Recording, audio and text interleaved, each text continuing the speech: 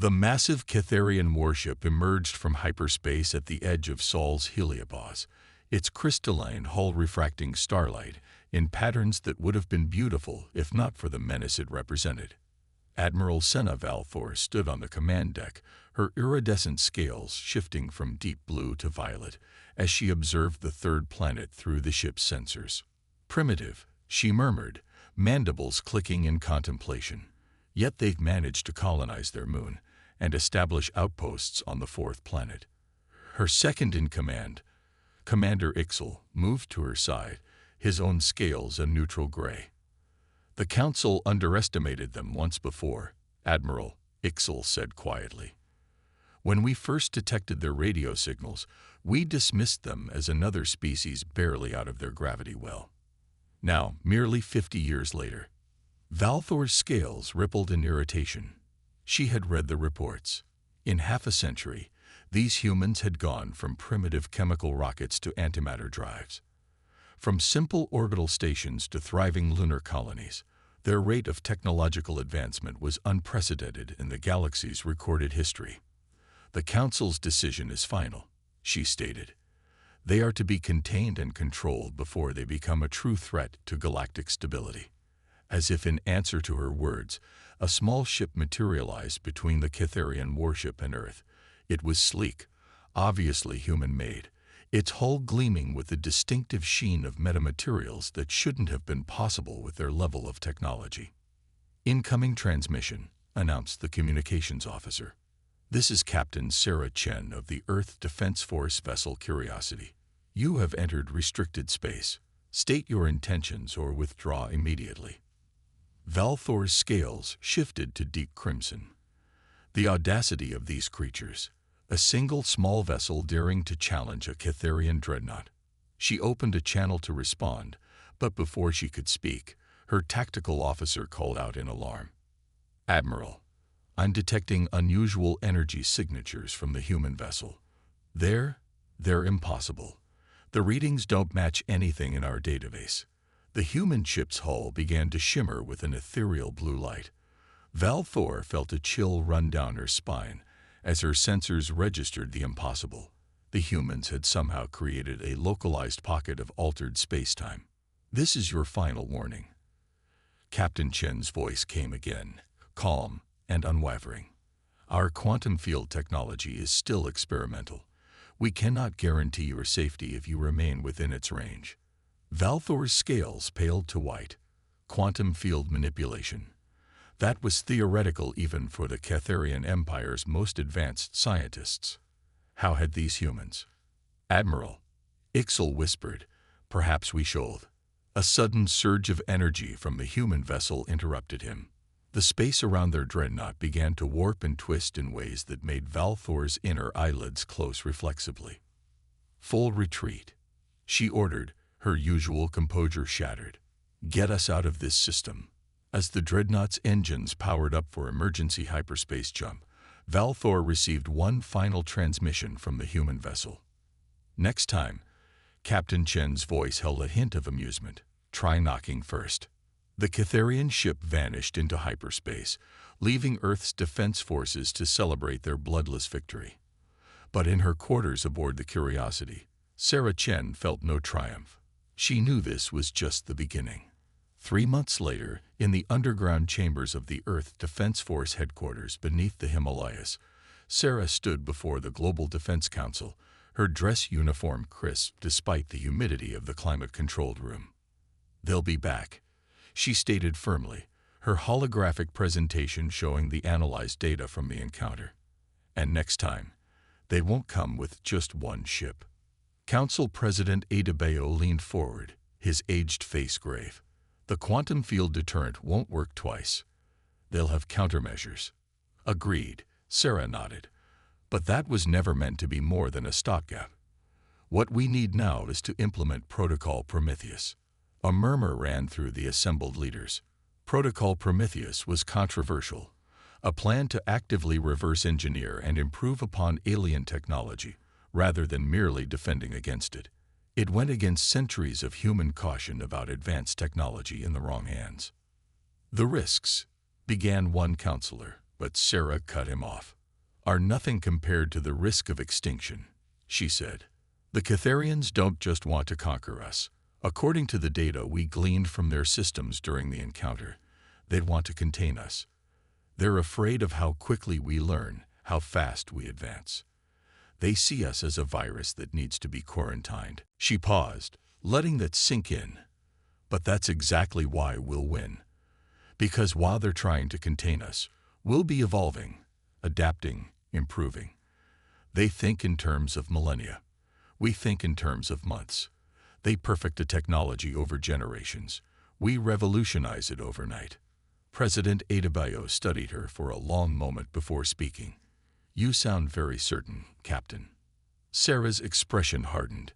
"The Catharians have ruled this galaxy for 50,000 years. They've forgotten how to innovate, how to truly adapt. But humanity? We were building nuclear reactors while half our planet still used steam engines. We went from first flight to landing on our moon in 66 years. We survived our own near-extinction events and came back stronger." She gestured to the holographic display, which now showed the vastness of the galaxy. "They think they're containing a threat, but they're about to learn what humanity does best: turn threats into opportunities." The council chambers fell silent as her words hung in the air. Finally, President Adebayo spoke. "Protocol Prometheus is approved. God help us all." As Sarah left the council chambers, her comm unit chimed. A message from her chief engineer. "Captain, you need to see this. We've finished analyzing that piece of Catharian tech we managed to scan. It's not just their FTL drive that's inefficient. Their whole approach to physics is, well, you won't believe it until you see it." Sarah smiled. The Catharian Empire had no idea what they'd just started. Humanity was about to show the galaxy why adaptation had always been their greatest strength. Dr. Maya Patel stood in her laboratory deep within the Titan research facility, her dark eyes fixed on the holographic display showing the dissected schematics of Catharian technology. 6 months had passed since their first encounter with the alien empire, and humanity had been busy. "It's like they deliberately overcomplicated everything," she muttered, manipulating the hologram with practiced gestures. "Look at this propulsion system. They're using crystalline matrices to channel energy, when a simple electromagnetic field would be 30% more efficient." Her research partner, Dr. James O'Connor, looked up from his own workstation. "That's what happens when you have 50,000 years to perfect inefficiency," he said, his Irish accent thick with amusement. "No pressure to innovate means no reason to simplify." A sudden alert interrupted their analysis. The facility's AI spoke with urgency. Multiple hyperspace signatures detected. Catharian fleet incoming. Maya's hands flew across her console, saving their work. "How many?" 200 vessels, the AI responded, including 5 dreadnoughts. James whistled low. "Well, they're certainly not here to apologize for last time." The facility's warning klaxons began to sound, but Maya and James remained focused on their work. They had prepared for this moment. In high orbit around Earth, Admiral Sarah Chen watched from the bridge of the EDF flagship Prometheus as the Catharian fleet emerged from hyperspace. Their crystalline ships filled the void like a swarm of angry wasps, their hulls gleaming with deadly purpose. "All stations report ready," her tactical officer announced. "Quantum field generators standing by." Sarah shook her head. "They'll be ready for that trick. Execute Operation Mockingbird." Across Earth's orbital defense grid, hundreds of small, automated platforms activated. Each began broadcasting exact replicas of Catharian communication signatures, creating a web of false signals that immediately threw the alien fleet into confusion. On the Catharian flagship, Admiral Valthor's scales flickered between colors of rage and confusion. "How are they doing this?" she demanded. "These signals, they're perfect copies of our secure channels." "Unknown, Admiral," her communication officer responded, mandibles clicking nervously. "We're detecting thousands of phantom signatures. Our targeting systems can't distinguish the real human ships from the false signals. Valthor's response was cut short as new alarms blared across her bridge. Throughout her fleet, ships began reporting critical system failures as their crystalline matrices, the very heart of Catharian technology, began resonating at frequencies they were never designed to handle. "Impossible," she whispered. "They couldn't have decoded our tech so quickly." But they had. In her lab on Titan, Maya watched with grim satisfaction as her harmonic disruptor did its work. "The bigger they are," she murmured. The Catharian fleet's formation broke as ships began experiencing cascading system failures. Their rigid command structure, so effective at maintaining order during normal operations, now worked against them as conflicting orders and panicked responses created chaos. Sarah's voice carried across all Earth frequencies, to all Catharian vessels. "Your technology is compromised. Your formations are broken. You have one chance to withdraw." Valthor's scales had settled into a pale shade of defeat as she watched her mighty fleet reduced to confusion by human ingenuity. But she had one final card to play. "Launch the subjugation pods," she commanded. "If we cannot defeat their ships, we will defeat their spirit." Thousands of pods erupted from the Catharian vessels, each containing a nightmarish biological weapon designed to break the will of resistant populations. They streaked through Earth's atmosphere like falling stars. But humanity had prepared for this too. In research centers around the world, Maya's team had been studying Catharian biology.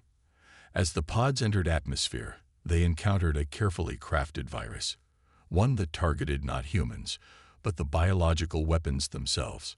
"The hunter becomes the hunted," James said softly as they watched the pods dissolve harmlessly in mid-flight. In orbit, Sarah opened a channel to the Catharian flagship.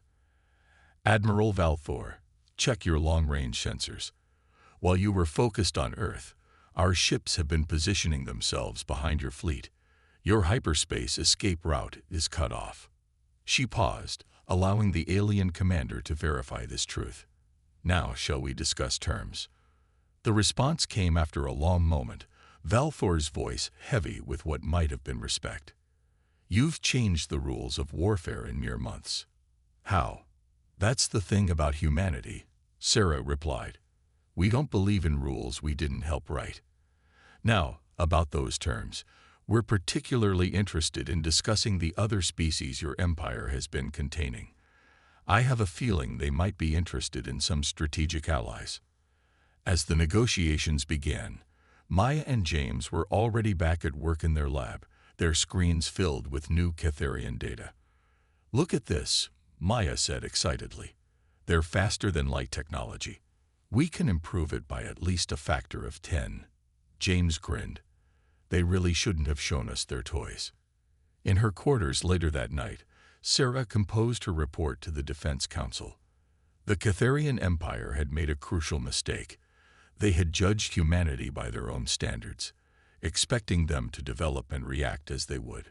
Instead, humanity had done what it had always done best: adapt, improvise, and overcome. The war wasn't over.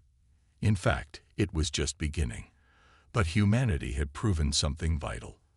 The galaxy's oldest empire could be beaten.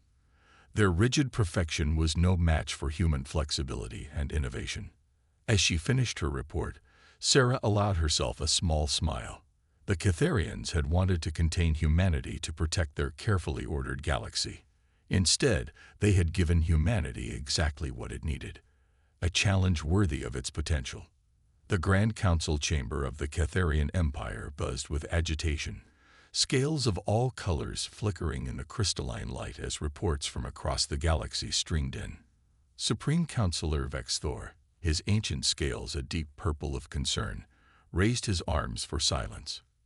"In 6 standard months," he began, his voice carrying across the vast chamber, "the humans have made contact with 15 of our controlled species. In every case, they have shared their improved versions of our technology. The Arctians have already declared their independence. The Zentari Federation is demanding autonomous status. Even the Novaki, whom we uplifted 10,000 years ago, are beginning to question our guidance. On a distant mining world at the edge of Catherian space, those words were proving prophetic. Sarah Chen, now Fleet Admiral, stood beside Maya Patel as they watched a Zentari mining crew utilize human-modified excavation technology to extract rare elements from the planet's crust. "Your improvements have doubled our efficiency," the Zentari overseer clicked appreciatively, its crystalline exoskeleton shimmering with gratitude. "The Empire told us this was the only way to mine safely. They were wrong." Maya nodded, her eyes on the elegant simplicity of the human-modified machines. "The Empire believes in perfecting existing methods. We believe in questioning whether there might be better methods entirely." Back on Earth, the Global Defense Council had expanded into the Interstellar Cooperation Initiative. President Adebayo, his hair now more gray than black, addressed representatives from 20 alien species. "We do not seek to replace the Empire's control with our own," he declared. "We offer partnership, not subjugation. Innovation, not stagnation. The galaxy is vast enough for all of us to grow, to learn, to evolve." The Archean representative, a being of living metal and quantum circuits, raised its sensory array. "The Empire claims humans are dangerous because they change too quickly, adapt too readily. They say this makes you unstable." "Perhaps," James O'Connor replied from his position beside Adebayo. "But consider this. In the time we've known each other, how many Archean systems have we helped optimize? How many of your people have already begun innovating on their own, now that they know it's possible?" The Archean surface rippled in what humans had learned was their expression of agreement. "We were told we had reached our technological peak. You showed us we had barely begun to climb." In her flagship Prometheus, now enhanced with hybrid human-alien technology, Sarah reviewed tactical displays showing the shifting power dynamics across the galaxy. The Empire's perfectly ordered realm was transforming into something new, something dynamic.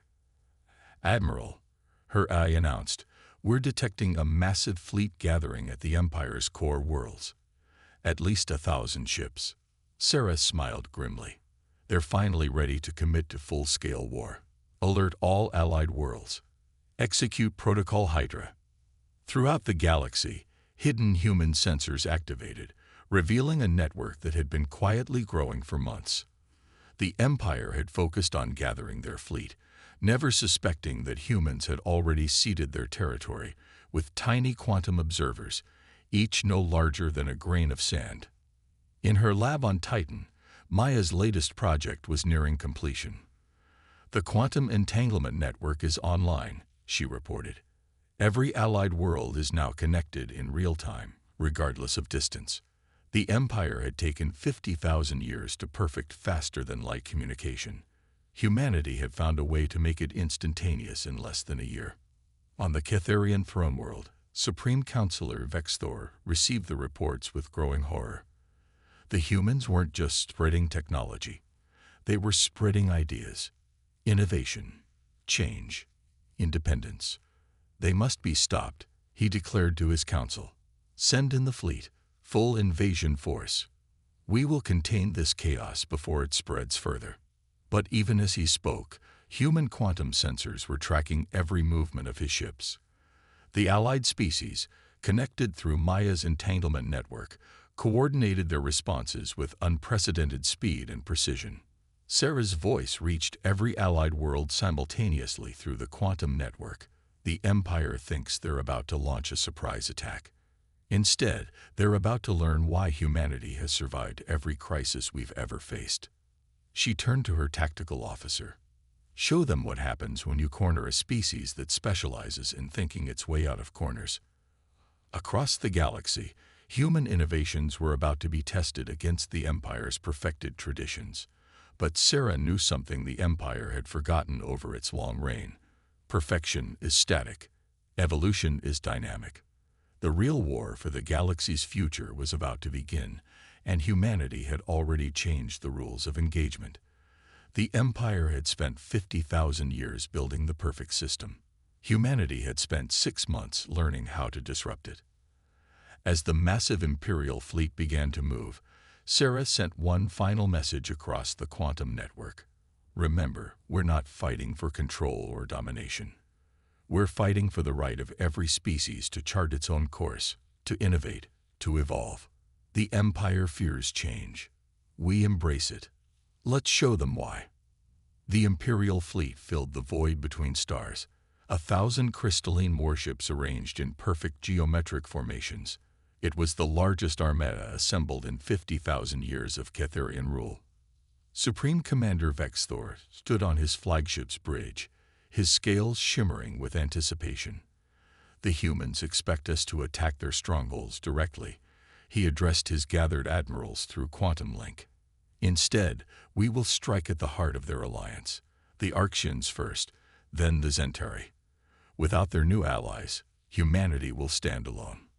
But in the quantum-encrypted war room of the Prometheus, Sarah Chen watched the Empire's fleet movements with a knowing smile. They're still thinking in straight lines, she said to her assembled command staff. Both human and alien. Show me the network analysis. Maya Patel's holographic form appeared beside her, transmitted live from the Titan facility. The Empire's fleet movements are exactly what we predicted. They're using the same tactical algorithms they've relied on for millennia. We're tracking every ship through our quantum observer network.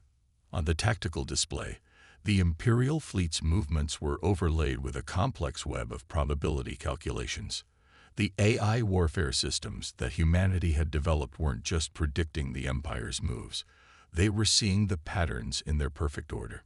They believe their greatest strength is their unity, Sarah observed. Every ship moving in perfect coordination, every order followed without question. But that's also their greatest weakness. They've forgotten how to adapt in real time. Across the quantum network, representatives from 24 allied species watched and listened. The Arrogance delegate's metallic form pulsed with electromagnetic agreement. We have positioned our forces according to the human strategy. It seems chaotic. Chaos is just pattern in motion, Maya replied. The Empire expects us to defend. Instead, we're going to flow around them like water around rock. The battle began not with a grand confrontation, but with 1,000 small engagements. Allied ships, using human-modified stealth technology, struck at the Empire's supply lines. Quantum viruses, developed by joint human-Arrogance teams, caused Imperial targeting systems to miscalculate by microseconds, enough to make their perfect formation shots miss by kilometers. On his flagship, Vexthor's scales shifted from confidence to confusion as reports flooded in. Impossible. They're attacking everywhere and nowhere. There's no pattern to their movements. But there was a pattern, one so complex and dynamic that the Empire's rigid tactical systems couldn't recognize it. Human battle doctrine had evolved beyond simple formation warfare to something more organic, more adaptable. In a sector the Empire had thought secure, James O'Connor led a joint human-Zentari engineering team in deploying their latest innovation. Quantum displacement field activated, he reported through the network. 30 Imperial ships now effectively blind and cut off from their command structure. The Empire's response was predictable. They sent reinforcements in a textbook rescue formation. But that's exactly what the Allies had planned for. Sarah's voice carried across the quantum network. Phase 2. Show them why diversity is strength. Arrogance ships, their living metal hulls now enhanced with human technology, phased through the Empire's energy barriers as if they didn't exist. Zentari crews, using their crystalline biology, in ways the Empire had never imagined, interfaced directly with captured Imperial ships, turning them against their former masters. And humanity's contributions went far beyond technology. Earth's long history of warfare had taught them lessons the Empire had never needed to learn. Guerrilla tactics, asymmetric warfare, the art of turning an enemy's strength into a weakness.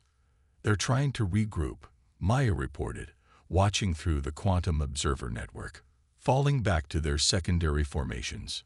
Sarah nodded, just as expected. The Empire has protocols for everything. And when those protocols fail, they look for new protocols. James finished. But they don't know how to truly improvise.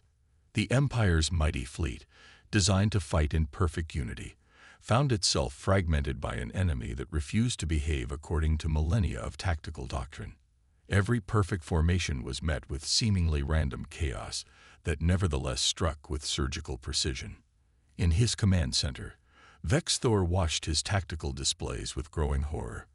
The humans weren't just defeating his ships, they were systematically dismantling the very foundations of Imperial warfare. Fall back to the core worlds, he finally ordered, his scales pale with defeat. We must protect the heartland of the Empire. But as his fleet began its withdrawal, Sarah's voice reached him through all channels. Supreme Commander, before you retreat, I suggest you check the status of your core worlds. Vex Thor's secondary eyelids flickered rapidly as new reports came in. While the main fleet had been engaged, small teams of humans and their allies had infiltrated the Empire's most secure systems, not to destroy or conquer, but to share information. The quantum network now reached every corner of the Empire. The carefully maintained walls of ignorance were falling. Species that had been kept separate and controlled for millennia were talking, learning, sharing ideas. You see, Commander, Sarah continued, we never needed to defeat your fleet. We just needed to keep you busy while a more important battle was won. Your own people are beginning to ask questions. They're beginning to innovate, to change. The Empire's greatest fear had come true, but not in the way they had expected. Humanity hadn't destroyed their perfect order. They had simply shown the galaxy that perfection wasn't the end of evolution, but a platform for the next leap forward. As Vex Thor stared at his tactical displays, watching 50,000 years of absolute control dissolve into a new and dynamic chaos, he finally understood. The humans hadn't just changed the rules of warfare. They had changed the very nature of galactic civilization itself. The crystalline spires of the Imperial Palace on Keth Prime caught the light of 3 suns, refracting it into a symphony of colors that had symbolized the Empire's power for 50,000 years. Now those same spires washed over a very different kind of gathering. Supreme Counselor Vex Thor, his scales a muted gray of resignation, stood before representatives from over 100 species, former subjects of the Empire, newly independent allies, and at the center of it all, the humans who had catalyzed this revolution. For 50 millennia, he began, his voice carrying across the grand chamber. We believed we were protecting the galaxy by containing change, by maintaining perfect order. We were wrong. Admiral Sarah Chen stood beside Maya Patel and James O'Connor, watching this historic moment unfold. The past year had transformed the galaxy in ways that even they hadn't fully anticipated. The Empire hadn't fallen to military might. It had evolved, just as humanity had hoped. The Catharian Empire, Vex Thor continued, hereby acknowledges the right of all sentient species to self-determination, technological advancement, and cultural evolution. The era of containment is over. Maya leaned closer to Sarah, speaking softly. They're adapting faster than we expected. The quantum network shows their scientists are already beginning to innovate on their own. Fear of change was their only real limitation, James added. Once that was gone, their conversation was interrupted by a sudden ripple of excitement through the chamber. On the massive holographic display, a new signal appeared, coming from a region of space long thought empty. First contact with a truly new species, the first such discovery in 10,000 years. Once, Vex Thor announced, his scales shifting to a deep blue of wonder, we would have moved to contain this new race, to protect them from their own advancement.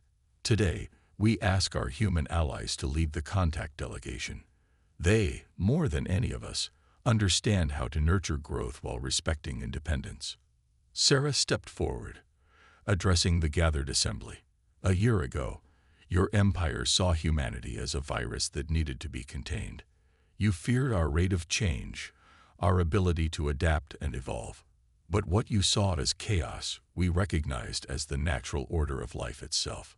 She gestured to the assembled representatives, the crystalline Catharians, the metallic Arctians, the energy-based Zentari, and dozens more species, each unique, each now free to grow in their own way. Look at what we've accomplished in 1 year, she continued. The Arctians have developed entirely new forms of quantum computing.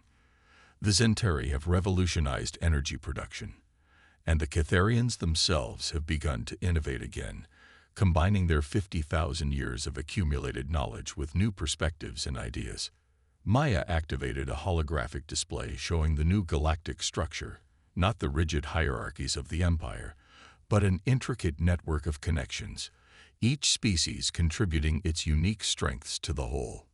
Humanity's greatest strength was never our technology or our adaptability, Sarah said. It was our understanding that true strength comes from diversity, from the combination of different perspectives and approaches. We didn't defeat the Empire. We helped it evolve. Vexthor's scales shifted to a color never before seen in Catharian history, a deep iridescent gold that seemed to capture the light of possibility itself. And so we look to the future, he declared, not with fear of change, but with anticipation of what we might become. In the years that followed, the galaxy witnessed an explosion of innovation and discovery unprecedented in its history. The quantum network, once a tool of war, became the foundation of a new galactic civilization. Species that had been isolated for millennia shared ideas, cultures, and dreams. The humans, true to their nature, continued to explore and innovate, but now they were no longer alone in their rapid advancement. Each species contributed its own unique perspective to the galaxy's evolution, creating a civilization far greater than the sum of its parts. On Earth, in the underground chambers where the decision to resist the Empire had first been made, President Adebayo, now retired but still active in galactic affairs, met with Sarah, Maya, and James. "Did you ever imagine it would turn out like this?" he asked, watching a holographic display of the new galactic community. Sarah smiled, remembering that first confrontation with Admiral Valthor's dreadnought. "We knew we could survive against them," she said. "But this is what humanity does best. We don't just survive. We help others thrive." Maya nodded, her eyes on the streams of data flowing through the quantum network. The Empire feared chaos, but they never understood that chaos and order are two sides of the same coin. Change is the only constant in the universe. And now, James added, we're all changing together. As if to emphasize his point, a new alert appeared on their displays. Another signal from unexplored space, another opportunity for first contact. But this time, humanity wouldn't face it alone. A dozen species had already volunteered to join the expedition, each bringing their own unique perspectives and abilities. The galaxy had learned humanity's greatest lesson. True strength lies not in perfection, but in the endless capacity to grow, to change, and to evolve. The Empire had feared humanity would destroy their perfect order. Instead, humanity had shown them a higher form of perfection, one that embraced change itself as the driving force of life. In the depths of space, the combined fleet of the new galactic community prepared to meet yet another unknown civilization. And at its heart, humanity continued to do what it had always done best: adapt, innovate, and help others do the same.